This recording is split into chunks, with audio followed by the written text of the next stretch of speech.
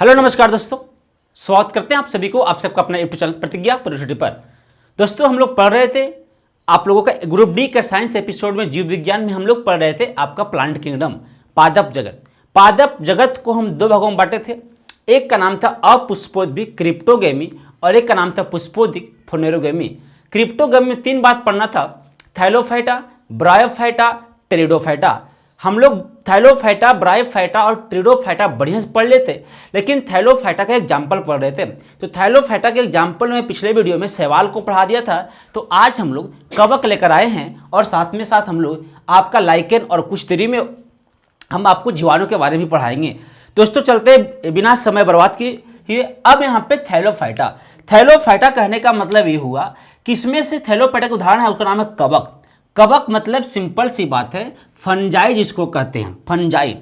कवक के अध्ययन को माइकोलॉजी कहा जाता है। जब भी आपसे क्वेश्चन पूछा जाए कि कवक के अध्ययन को हम किस नाम से जानते हैं, तो कवक के अध्ययन को हम माइकोलॉजी के नाम से जानते हैं। मतलब कि माइकोलॉजी के नाम से हम जानते हैं कवक के अध्ययन को, या फिर कवक विज्ञान उसको कहा जाता है। अब जनरली बात समझने वाली बात यह है कि कवक का कलर कैसा होता है। तो कवक का कलर जो होता है हरा नहीं होता है, इनकी कलर ग्रीन नहीं होते हैं। और जब इनकी कलर ग्रीन नहीं होते हैं, हरा कलर नहीं होता है, तो यह क्लोरोफिल का निर्माण नहीं करता है। और जब इसमें क्लोरोफिल नहीं पाए जाते हैं तो यह प्रकाश संश्लेषण नहीं करेगा, और जब यह प्रकाश संश्लेषण नहीं करेगा तो इसमें संवहन ऊतक नहीं पाया जाएगा। और जब संवहन ऊतक नहीं पाया जाएगा तो ना तो इसमें जाइलम होगा और ना ही इसमें फ्लोएम होगा।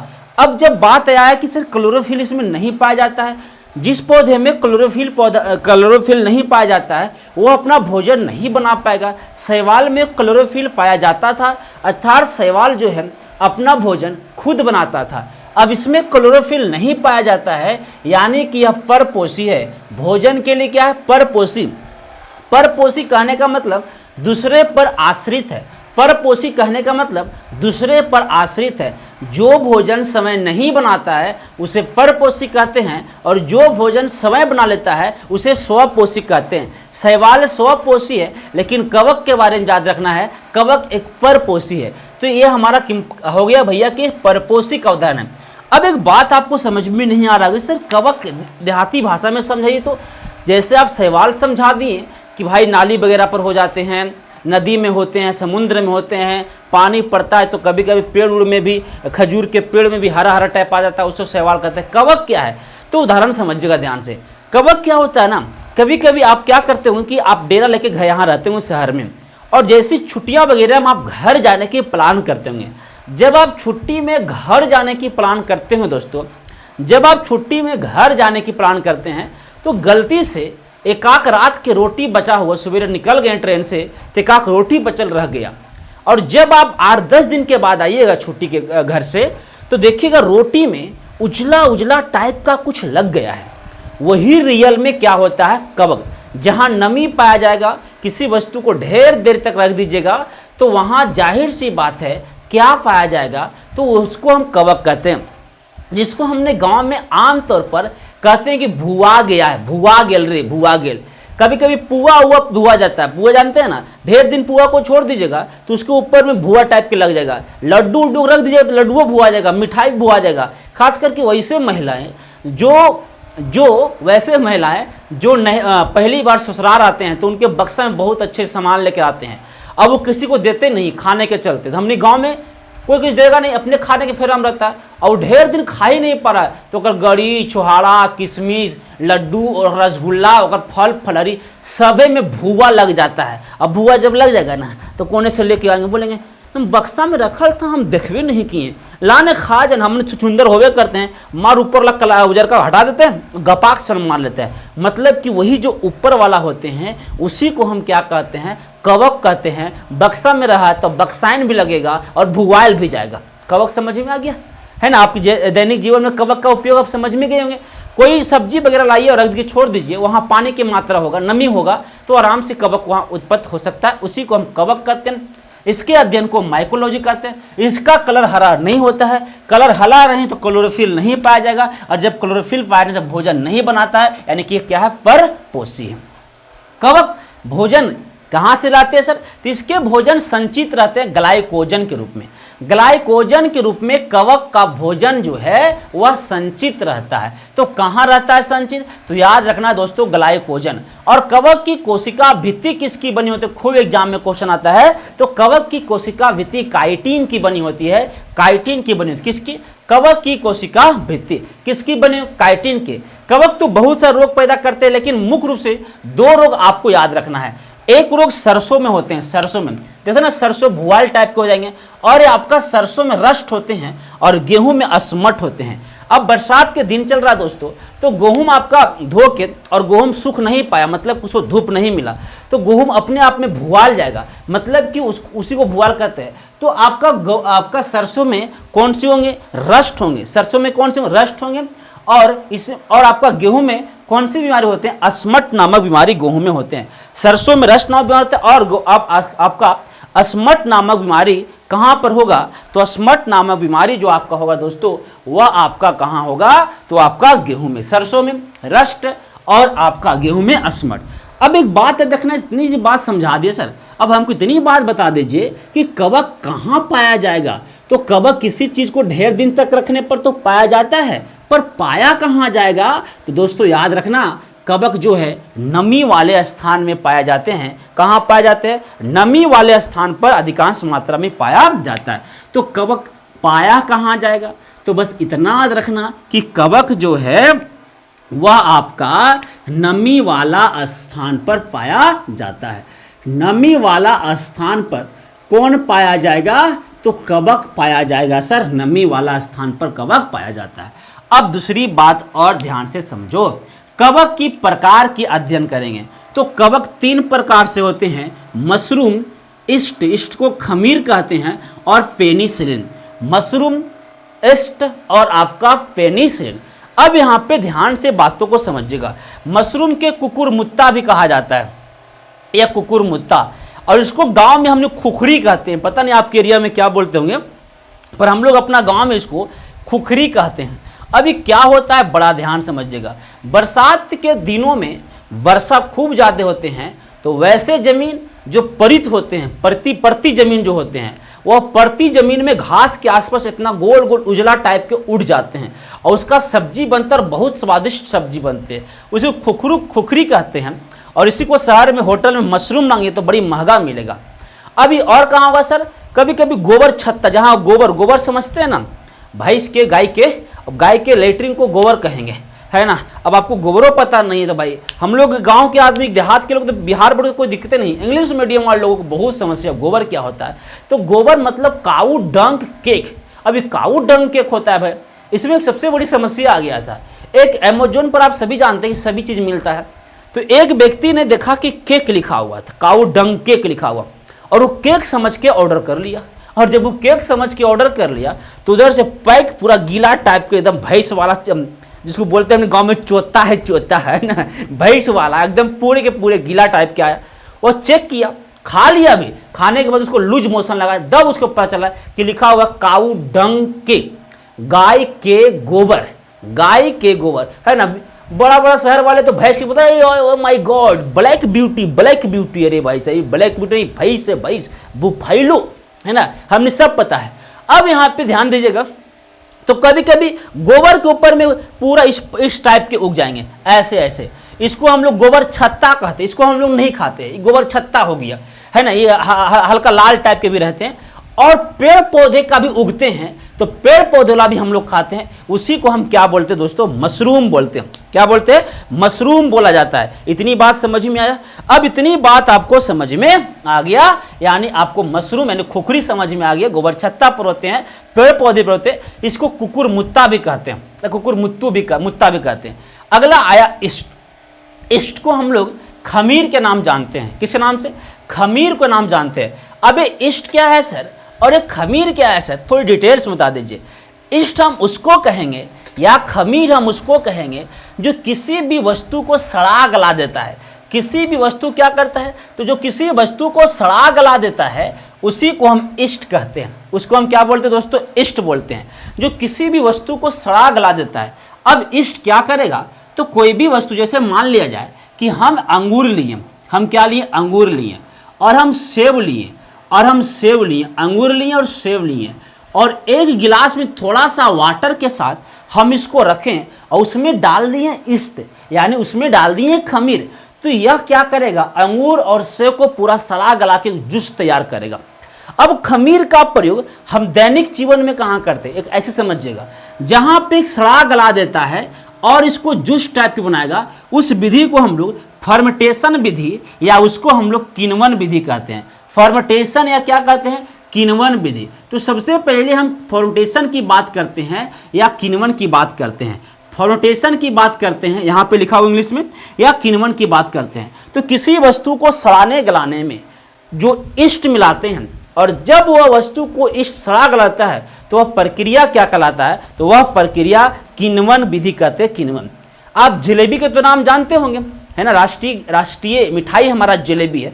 तो जलेबी क्या करता है कि आप देखते हो जलेबी क्या कर रहा होगा कि जलेबी बनाने वाले लोग जो हैं वह रात में ही मैदा को आपका रख देता है और उसमें ईस्ट मिलाता है, और रात भर मैदा सड़ता है, तब इस टाइप के एक रुमाल लेता है, कपड़ा लेता है, और उसमें मैदा को भर के ऐसे ऐसे और ऐसे ऐसे करके एकदम पारित रहता है ना। तो वह आपका क्या किया, वह आपका गोल गोल जो बन रहा है वो उसका किण्वन किया, उसका फर्मेंटेशन किया। क्या किया, किण्वन किया, उसका फर्मेंटेशन किया, यानी कि जलेबी का वहाँ पे क्या होता है, किण्वन होते हैं। इसी को हम कहते हैं फर्मेंटेशन, यानी किसी वस्तु को सड़ा गला। और उस सड़ाने गलाने में हम किसका प्रयोग करते हैं, खमीर या ईस्ट का प्रयोग करते हैं। तो जलेबी के मैदा में जो हम सड़ाए थे उसमें किसका प्रयोग करेंगे, तो उसमें ईस्ट या खमीर का प्रयोग करेंगे, और जब सड़ेगा वह विधि क्या कहलाएगा, किण्वन विधि कहलाएगा। क्या बोलेंगे, किण्वन विधि कहलाता है। अब मेरे बातों को ध्यान से समझिएगा,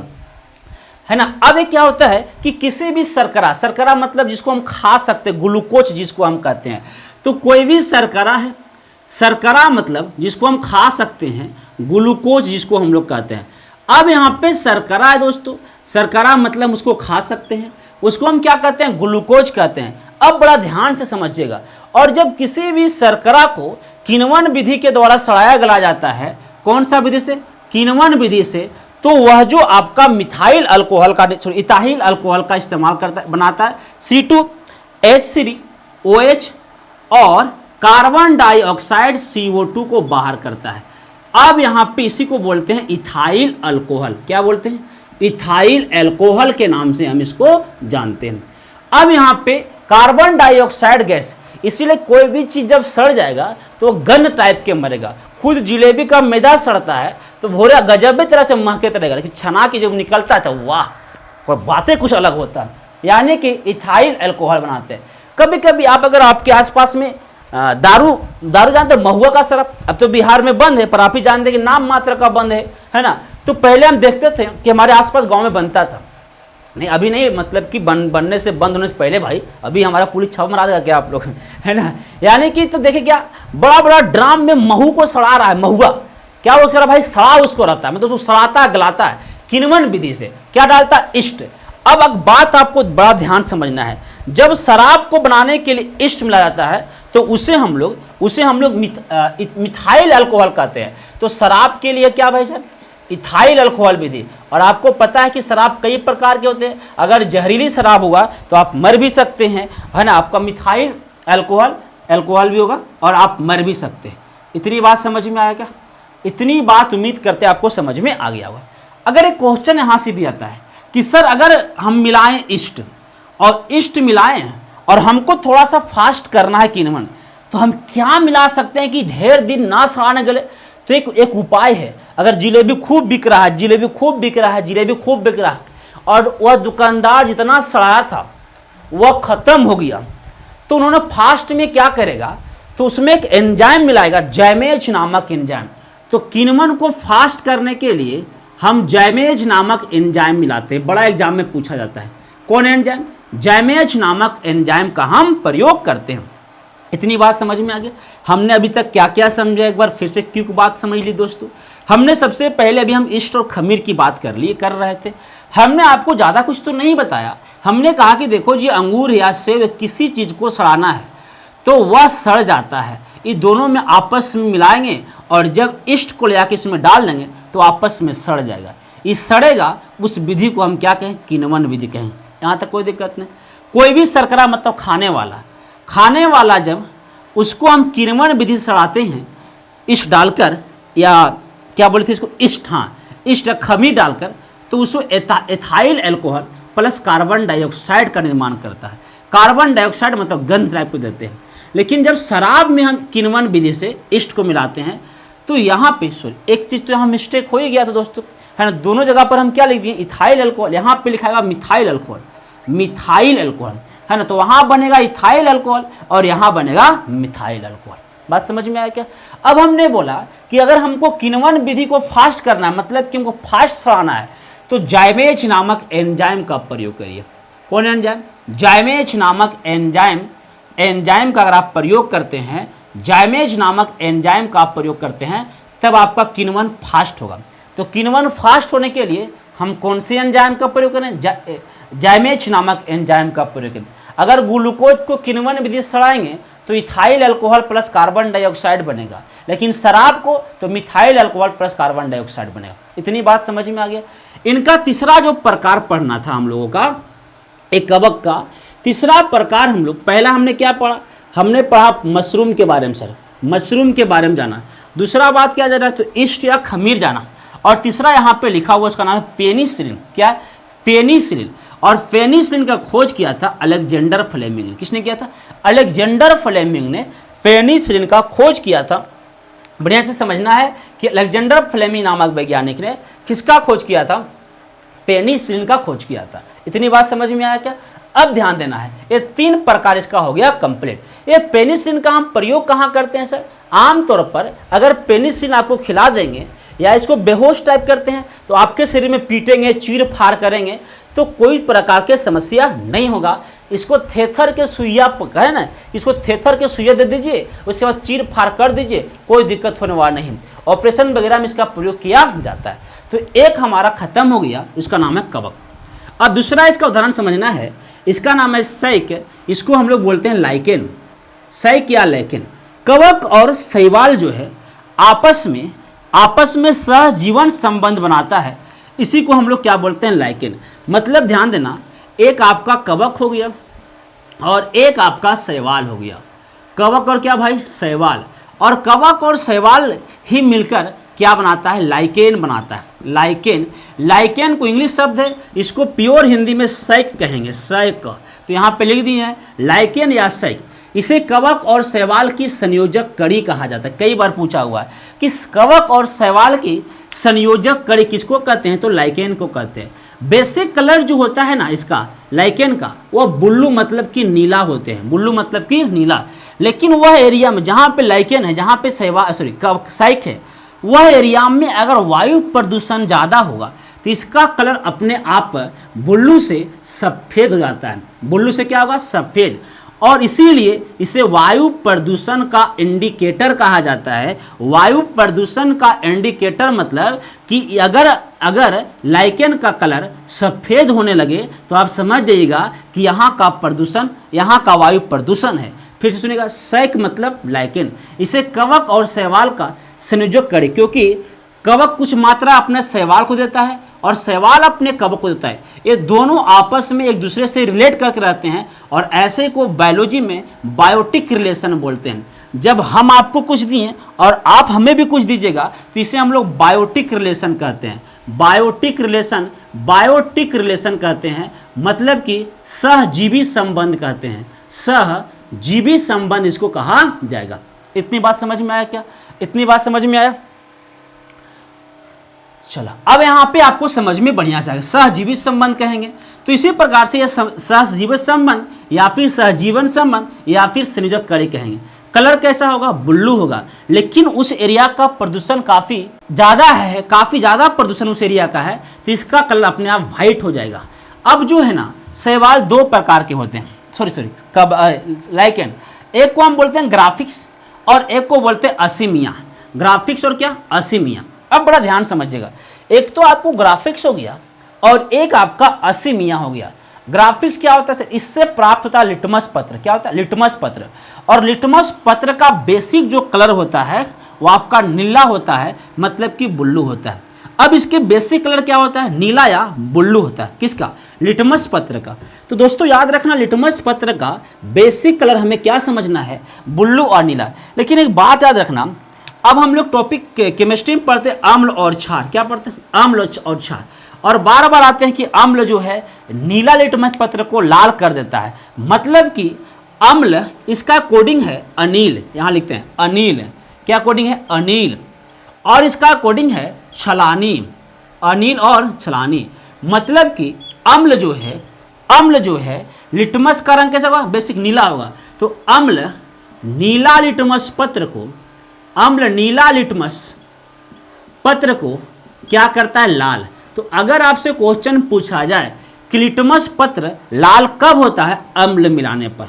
लेकिन क्षार क्या करेगा, क्षार होते हैं वह लाल लिटमस पत्र को